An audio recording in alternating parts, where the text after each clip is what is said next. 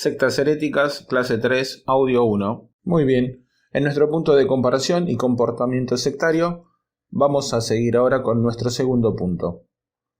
Comportamiento sectario en las iglesias cristianas. Muchas iglesias cristianas de diferentes denominaciones, aunque no podemos catalogarlas como sectas, sufren el comportamiento sectario, especialmente por parte de quienes tienen cierto tipo de poder o ejercen influencia o liderazgo o autoridad, ¿no? Este tipo de comportamiento es fácil de detectar en diferentes conductas tales como, por ejemplo, el autoritarismo, en primer lugar.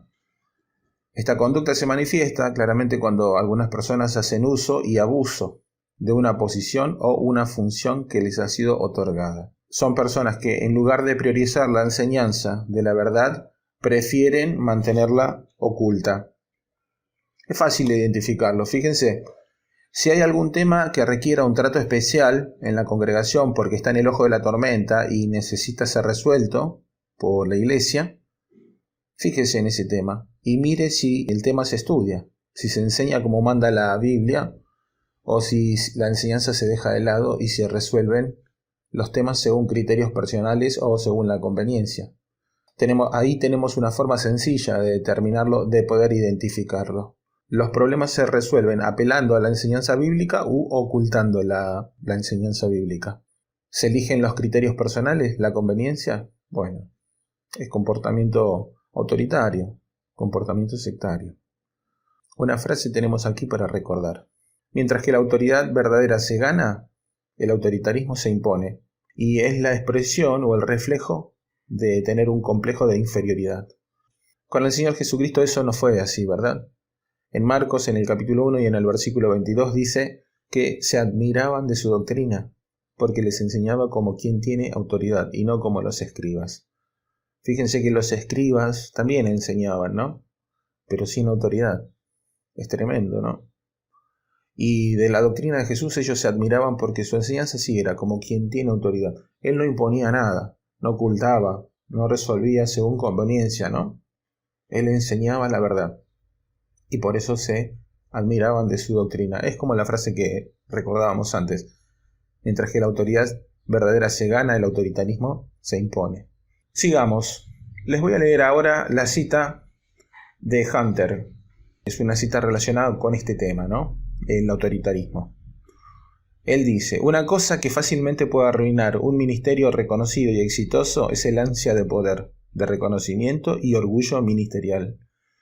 Es obvio cuando digo que jamás deberíamos estar en el ministerio si esto sirve, en primer lugar, para engrandecernos a nosotros mismos.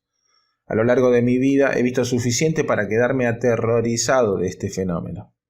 A nuestro Señor le han crucificado, los apóstoles fueron ejecutados, y aún así desde hace 2000 años, desde Simón el mago, la iglesia está siendo amenazada desde adentro por personas que usan el púlpito y su ministerio en primer lugar para fomentar su propio ego. Nuestro Señor vino para servir, y si llevamos a nuestro rebaño al Señor, será sirviendo y como siervos. Sin embargo, la realidad en muchos casos dista mucho de este ideal evangélico. Es la cita de Hunter, tomada en el 2019. Qué tremendo, ¿no? Qué tremendo. El Señor ha sido crucificado, los apóstoles ejecutados, pero aún así, desde hace 2000 años, desde Simón el Mago, la iglesia está siendo amenazada por dentro por personas que usan el púlpito y su ministerio en primer lugar para fomentar su propio ego. Bueno, estamos tratando el tema, el autoritarismo y el comportamiento sectario en las iglesias evangélicas. ¿Cómo se reconoce, sería la pregunta, este tipo de abuso de autoridad? Por regla general se trata de personas que carecen de empatía hacia los demás. Para subrayar su actitud y modo de actuar, se equiparan muchas veces, o por lo menos de forma implícita, con los apóstoles y profetas. Son personas que se quieren parecer, se ponen a sí mismos como si fueran apóstoles o profetas, ¿no? Incluso con el propio nombre, lo conocemos muy bien. Lo vemos en las prácticas hoy en día.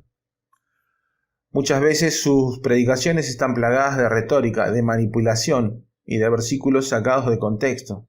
En vez de convencer, gritan, como si la llenura del Espíritu Santo se midiera en decibelios.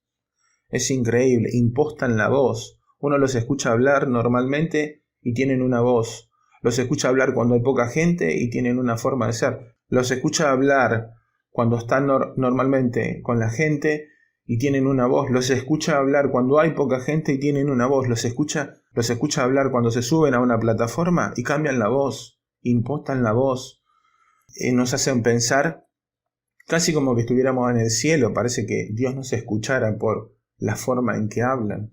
Este ejemplo negativo lo encontramos también en la persona de Diótrefes en Tercera de Juan. Es una pena que esta pequeña epístola pase tan desapercibida porque contiene algunas pautas para identificar a un pastor, a un anciano, a un diácono autoritario. En primer lugar podemos decir que es ególatra. Le gusta tener el honor, como Diótrefes, ¿no? El primer lugar.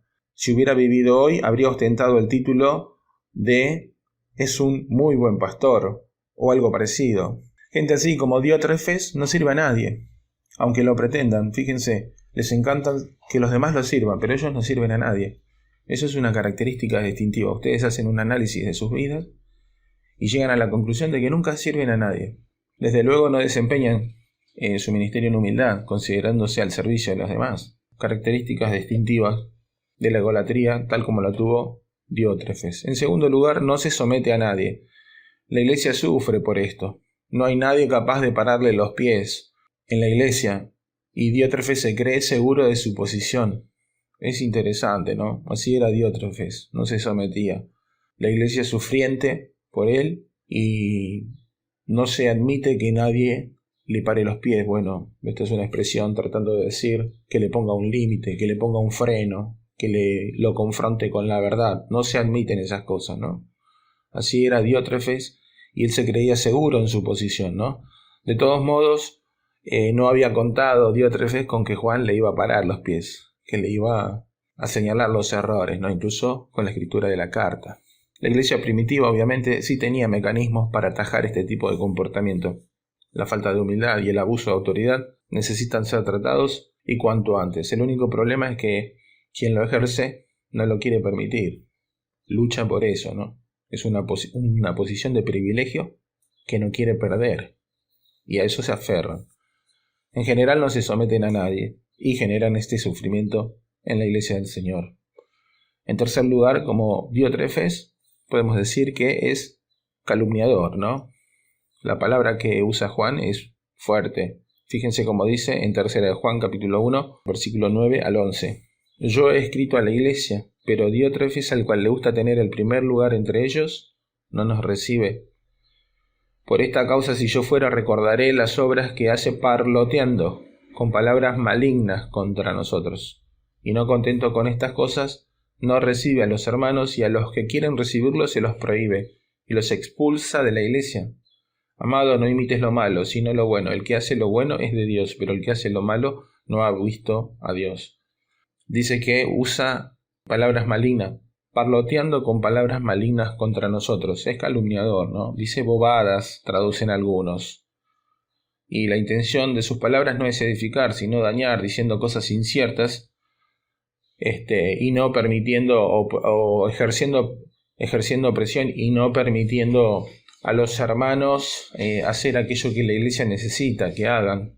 Bueno, tenemos mucho que aprender de la tercera carta de Juan y de el mal ejemplo que nos deja Diótrefes, ¿no?